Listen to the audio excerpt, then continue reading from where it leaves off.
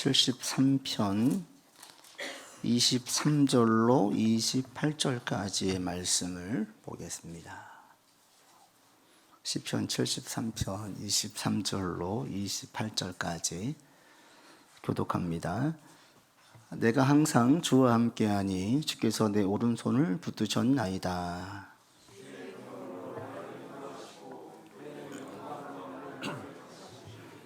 하늘에서는 주 외에 누가 내게 있으리요 땅에서는 주밖에 내가 사모할 이 없나이다.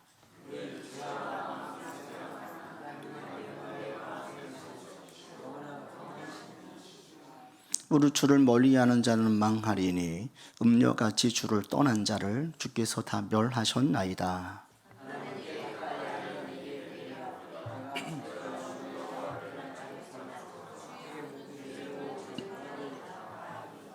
아멘.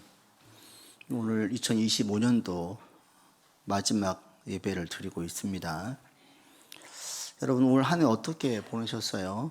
어떤 분들은 그냥 무난하게 평탄하게 보내신 분도 있을 것이고, 어떤 분들은 큰 일이 있는 분도 있을 것이고, 좋은 쪽이든 나쁜 쪽이든, 저도 개인적으로 2025년도를 절대 잊지 못할 것 같은데 아주 여러 일들이 있었는데, 훗날이 2025년도 가장 기억에 남는 시간 중에 해 중에 한 해가 될 것 같습니다.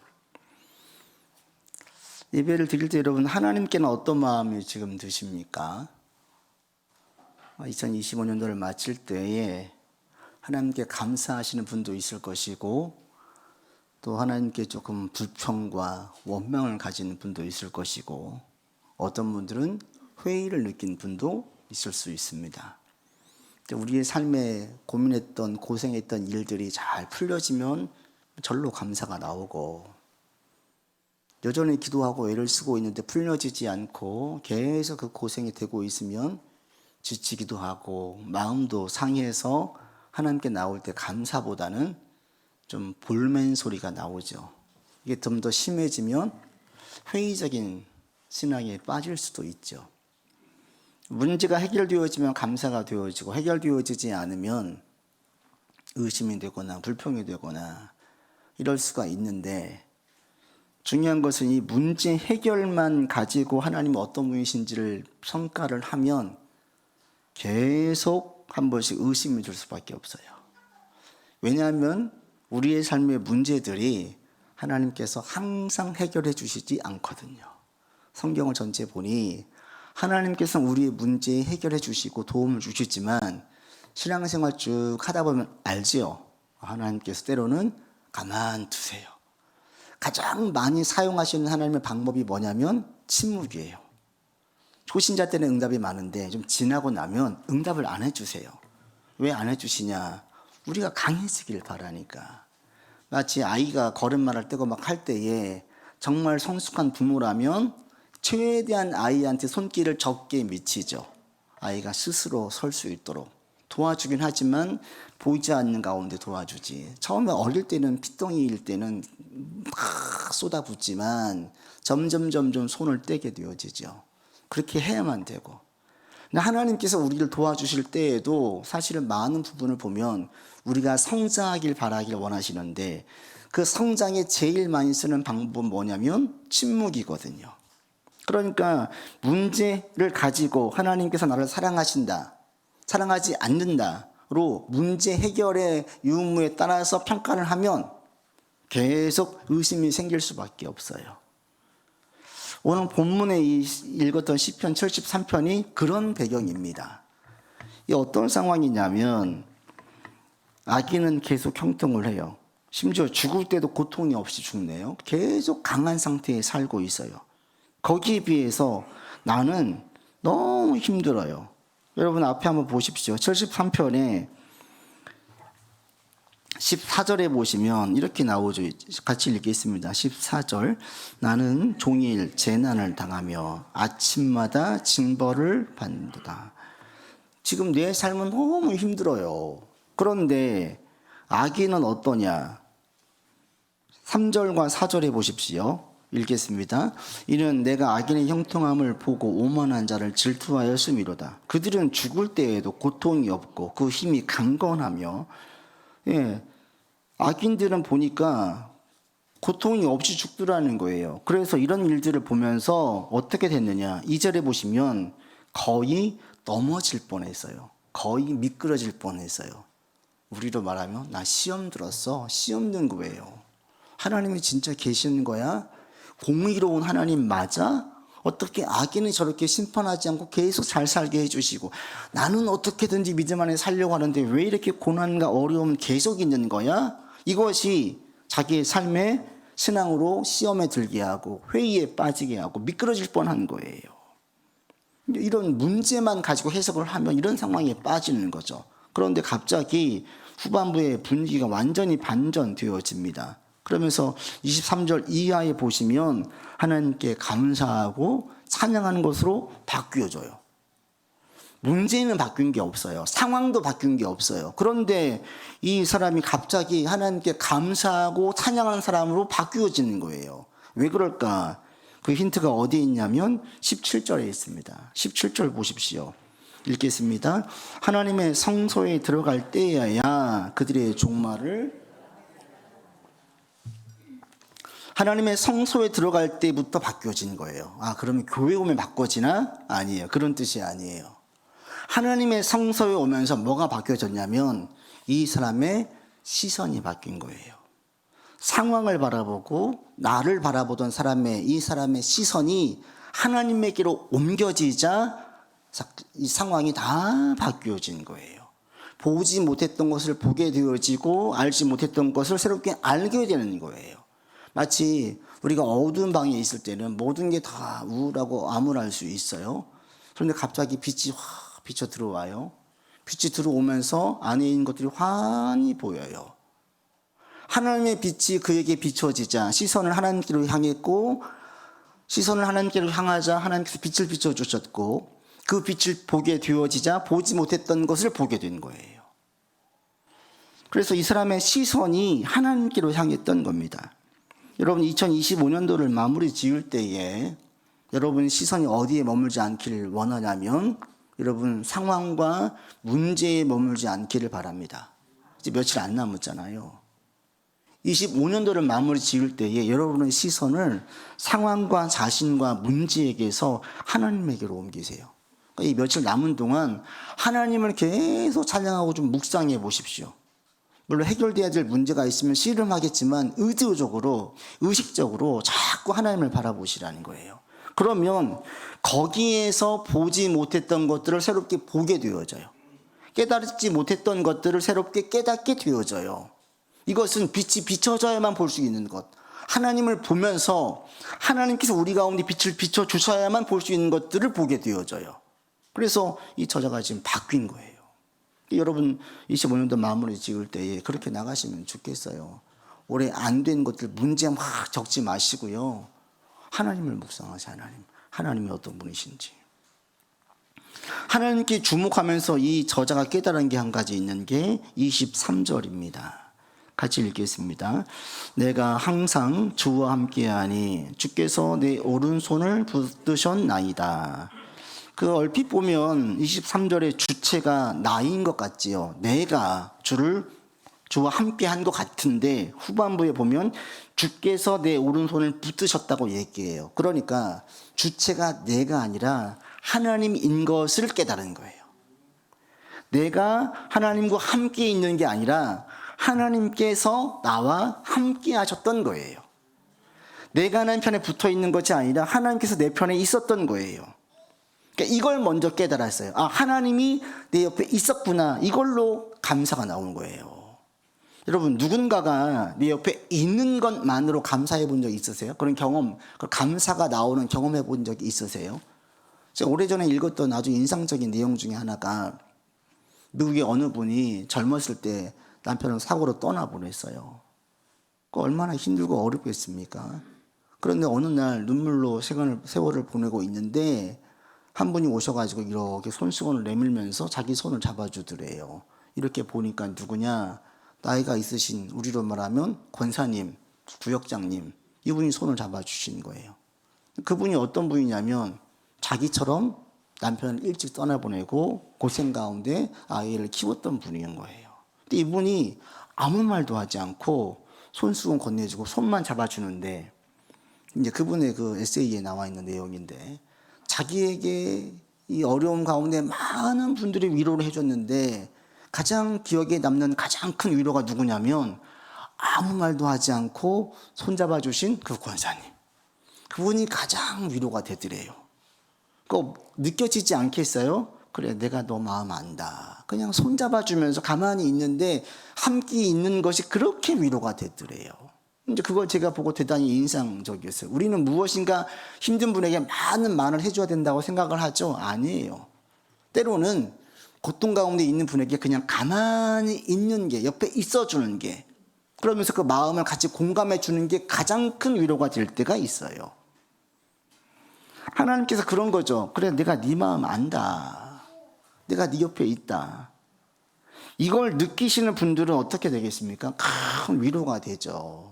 힘이 되고 의지가 되고 감사가 돼요. 그래서 이 시편 저자도 찬양한 이유가 여기에 있는 거예요. 상황은 바뀐 게 없어요. 그런데 하나님이 함께 하심을 깨닫고 나니 절로 감사가 나오는 거예요. 찬양이 나오는 거예요. 여러분, 우리도 마찬가지입니다. 여러분, 2025년도를 마칠 때에 전 여러분 이것을 꼭 기억하면 나갔으면 좋겠어요. 여러분 가운데에 어떤 일들이 잘 풀려지면 하나님이 진짜 내 기도를 들어주시고 나를 사랑하시는구나 라고 확인하면서 감사할 수 있어요. 거기에서 영적 교훈도 얻고, 그리고 하나님이 어떤 분이신지를 깨달으면서 나가는 거 좋습니다. 그러나 결과물이 좋지 않아서 고생고생하며 오신 분들도 꼭 기억하실 게 있어요. 하나님이 그때도 나와 함께 하셨다는 거예요.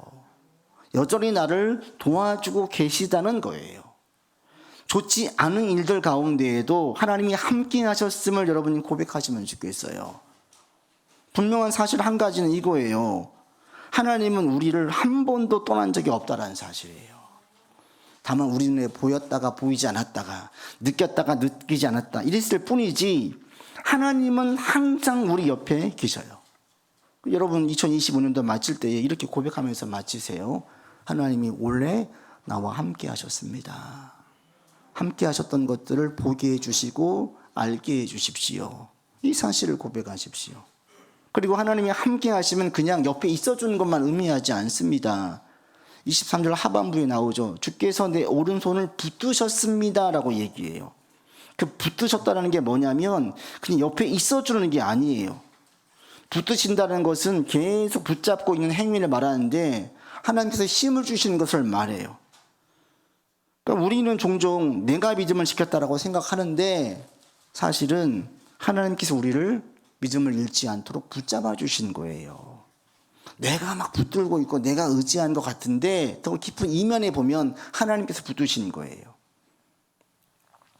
어린아이가 어두운 곳을 걸어가요. 너무 무서워요. 함께 있는 부모의 손을 꽉 잡았어요. 어때요? 아이가 부모의 손을 꽉 잡고 있어요. 그런데 사실은 아이가 부모의 손을 잡고 있는 것보다 부모가 아이를 더 꽉 붙잡고 있죠. 무서워서 아이는 손을 놓아도 진짜 위험한 순간이 되면 부모는 낚아채죠. 아이를 더 품에 끌어안아요. 그게 부모죠. 아이는 놀라가지고 내가 꽉 잡고 있는 것 같은데 사실은 부모가 더 꽉 잡고 있는 거예요. 그랬다가 진짜 위험한 순간이 되면 부모가 아이를 품 안에 안아버리죠. 지금 시편 저자가 붙드셨다는 고백이 바로 이런 뜻이에요. 내가 하나님을 꽉 붙들고 있는 줄 알았는데 알고 보니까 깨닫는 것이 뭐냐? 하나님께서 나를 붙들고 계셨던 거예요.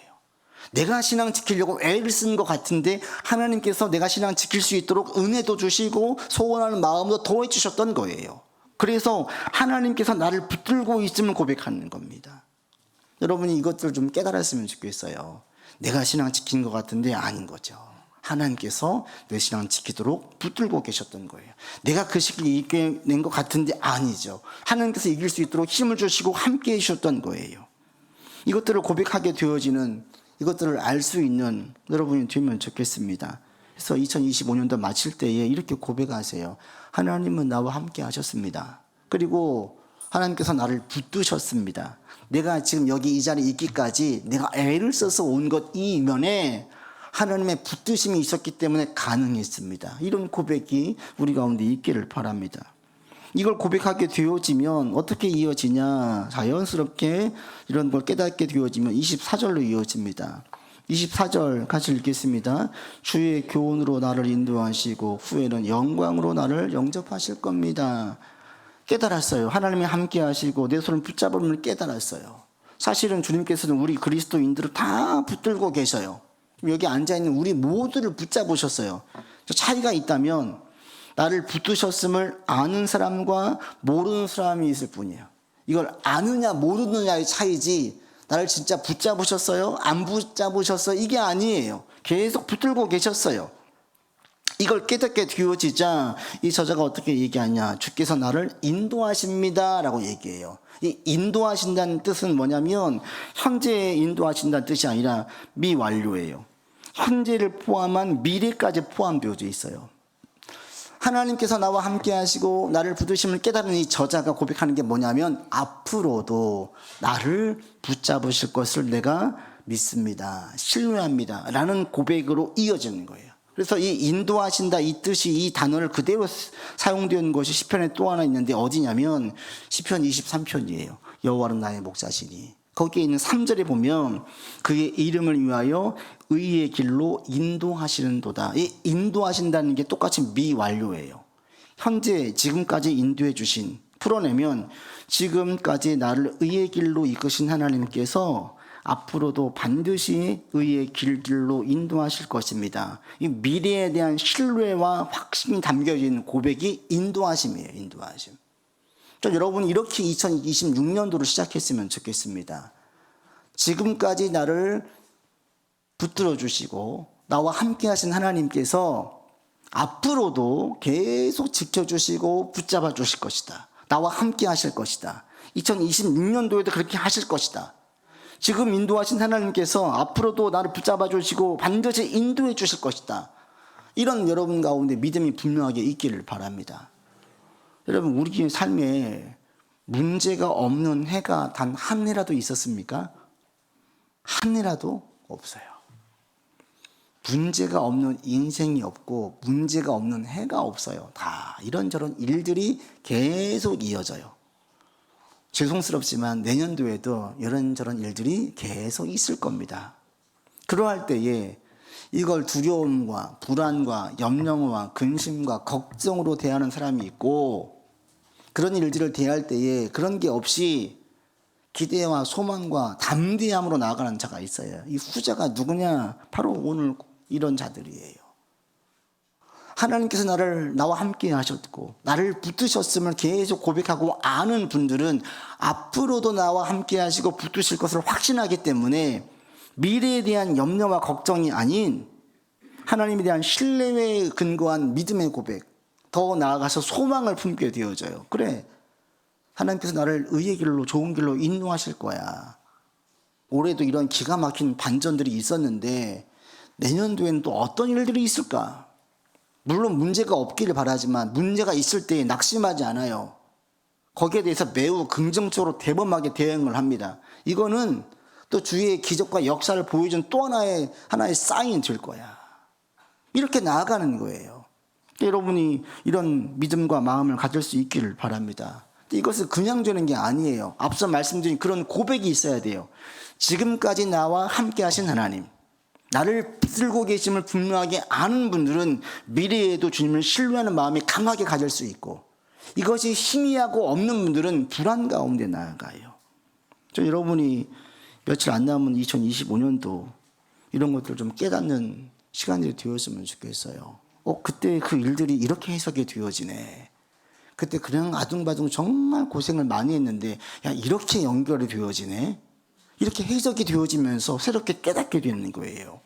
24절에 주의 교훈이라는 교훈은 어떤 지식적인 걸 이야기하는 게 아닙니다. 뭐냐면 삶을 해석하는 지혜를 말해요. 그때 이런 일들이 있었는데 이게 이런 뜻이었구나 해석되어지는 거예요.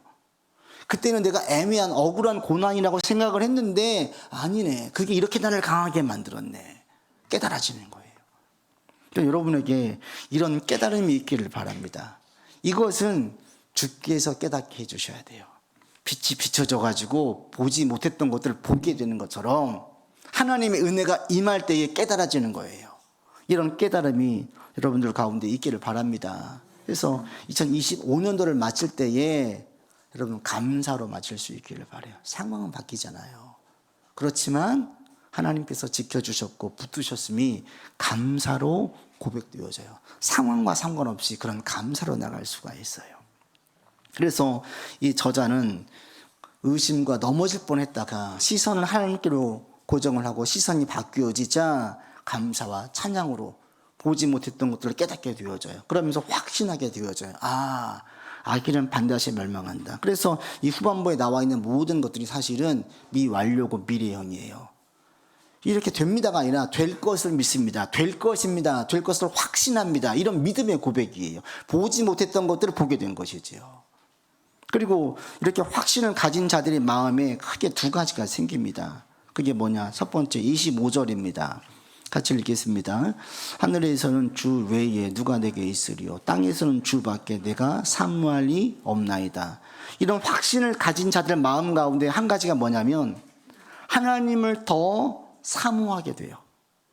주밖에 내가 사모할 리가 없습니다. 사모한다는 건 뭐냐면 하나님이 자신 가운데 가장 중요한 분으로 고백되어져요. 여러분 감사는 많이 소유해서 생겨지지 않습니다. 감사의 그 근본을 보면요, 우선순위가 분명한 사람들이 감사해요. 우선순위가 없는 분들은 항상 감사와 불평, 만족과 불만족을 왔다 갔다 합니다.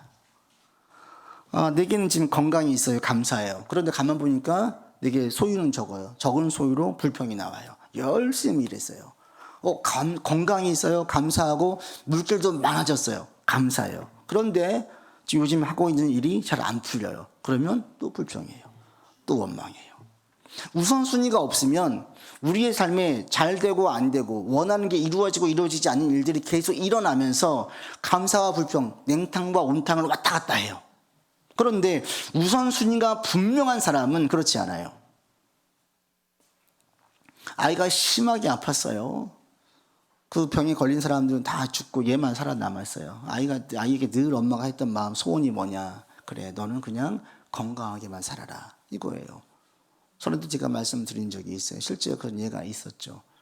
그런데 크면서 이제 엄마가 점점 기대하죠. 야, 너도 뭐 해야 되지 않냐? 그때 이 딸아이가 볼멘 소리를 한 거죠.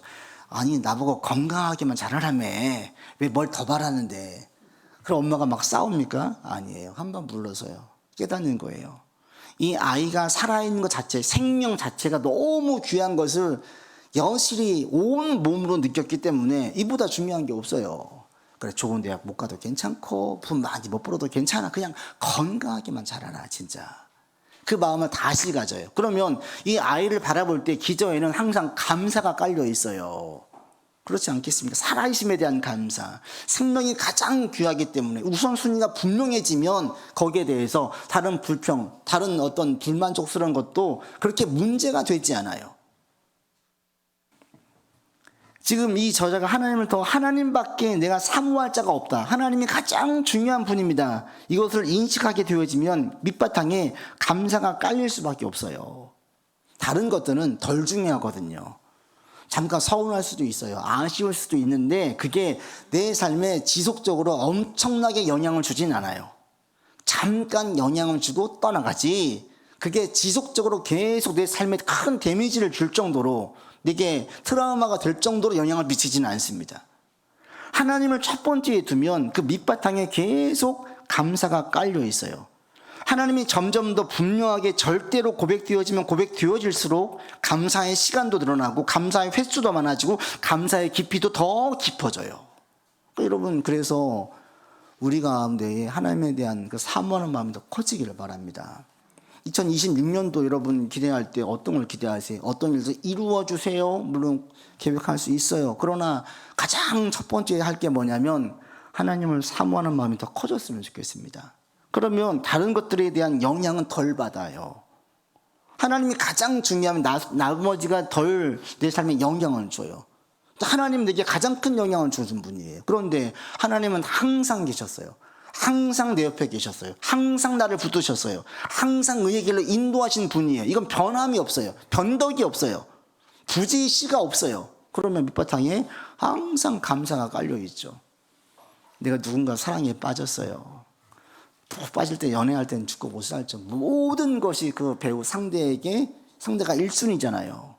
밤새 야근을 해도 보고 싶다 하면 달려와요. 그런데 점점 바뀌어지죠. 바뀌어주지 않는 유일한 분이 계세요. 하나님이에요. 인간은 바뀌어요. 하나님은 안 바뀌어요. 계속 찾을 때마다 나는 그렇게 변덕을 부리는데 하나님은 변덕 부리지도 않아요. 나는 여러분 실망시켜 드리는데 하나님은 그래도 다 용납해 주시고 용서해 주세요. 이게 하나님이에요. 알면 알수록 너무 귀하니 어느 누구를 하나님과 견줄 수 있고 비교할 수 있습니까? 그러니 하나님을 더 사모할 수밖에 없는 거예요. 그리고 이 사모함이 좋은 선순환으로 이어지죠.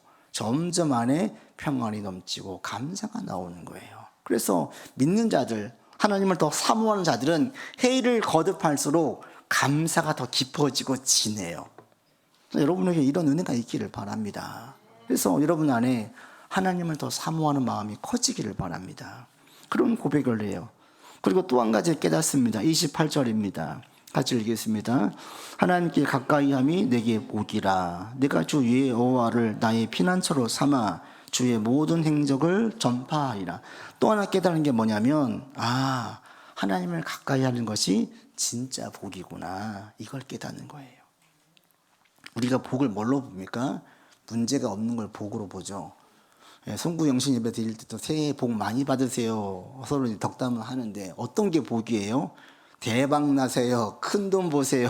문제 해결됐어요. 이걸 복으로 이야기하잖아요. 그런데 이 저자가 깨닫는 가장 큰 복이 뭐냐? 하나님을 가까이 하는 게 가장 큰 복이라는 것을 깨닫는 거예요. 이게 진짜 복이구나.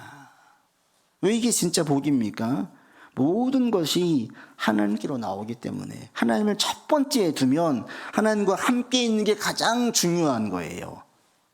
나머지 것들은요, 없으면 부족하면 채우면 돼요. 때로는 내려놓으면 돼요. 이게 안 돼. 그럼 포기하면 돼. 포기하면. 그런데 이 하나님은 우리에게 모든 것 첫 번째가 되어지고 나아가면 하나님께서 하나님 안에 있는 모든 것들이 우리 안에 우리에게 주시는 거예요. 이거 깨달아지면 다른 게 복이 아니구나. 내가 하나님께 가까이 나아오는 예배도 드리고 기도할 수 있고 말씀 가까이 할 수 있고 내가 힘들 때 하소연할 수 있고 또 내게 실질적으로 도움도 주시고 이런 분을 내가 믿고 따른다는 것 자체가 큰 복이구나로 고백되어져요. 여러분이 이것들 자꾸 알면서 나갔으면 좋겠습니다. 그래서 우리는 다 이미 복받은 자들이에요. 가장 큰 복은 다 받았어요. 나머지를 가지고 이게 복이냐 아니냐 따지는 것은 너무 큰 복을 받았기 때문에 의미가 없는 거예요. 근데 우리는 그렇게 생각하지 않아요. 가장 큰 복을 너무 항상 있으니까 너무 일상화 시켜가지고 중요한지 소중한지 모르고 나머지 것들, 남들이 막 쫓아가는 것들을 나도 있으면 좋겠다라고 생각을 해요. 근데 있으면 좋아요? 좋지만 없어도 괜찮은 거예요. 이런 경험들이 우리 가운데 있을 때에 우리가 세상에 있는 것들이 점점 상대적이게 되어지고 그렇게 내 가운데 큰 영향을 안 줘요. 없으면 막 속상하거나 이루어지지 않아서 막 밤새 잠을 못 자거나 이것이 계속 내 마음을 상하게 하거나 계속 우리 가정에 불안을 주거나 가지 않아요. 며칠 갈 수도 있어요. 좀 더 갈 수도 있어요. 그러나 그러다가 잠잠해져요. 왜? 우리는 하나님께 가까이 하기 때문에. 여러분이 이렇게 나가면 좋겠어요. 하나님을 더 가까이 하는 2026년 되기를 원합니다. 그러면 나머지 것들은 하나님께서 인도해 주신다고요. 인도해 주신다고요. 옳은 길로, 좋은 길로, 감사할 길로 인도해 주신다. 내가 막 계획을 세우지 않아도 아둥바둥하지 않아도 인도해 주시는 거예요. 여러분 가운데 이런 믿음의 고백이 있기를 바라고 이렇게 결단하면서 나아갈 수 있기를 바랍니다. 그래서 하나님보다 귀한 거 없어요. 하나님은 가장 귀한 분으로 다시 한번 고백하면서 나가면 좋겠습니다. 설교를 마칩니다. 여러분이 경험을 했든 경험을 하지 못하든 하나님은 2025년도 나와 함께 하셨습니다. 그리고 나를 붙드셨습니다. 얼마나 감사해요. 그리고 그분께서 2026년도도 우리를 붙들어 주시고 의의 길로, 옳은 길로 이끌어 가실 것입니다. 이 확신 가운데 나아가시고, 이 확신 여러분 가운데 새로운 계획과 소망을 품고 나갈 수 있게 이끌어 주신 은혜가 있기를 바랍니다. 기도합시다. 아버지 하나님, 감사합니다. 2025년도도 나와 함께 하셨습니다. 내가 주님을 붙든 것 같았는데 주께서 나를 붙들어 주셨습니다. 아버지, 그래서 우리가 지금 여기 이 자리에 설 수 있게 되었습니다. 아버지, 감사합니다.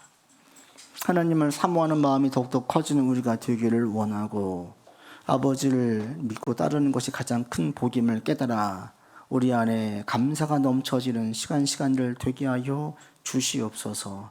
우리 구주 예수 그리스도 이름으로 기도드립니다. 아멘.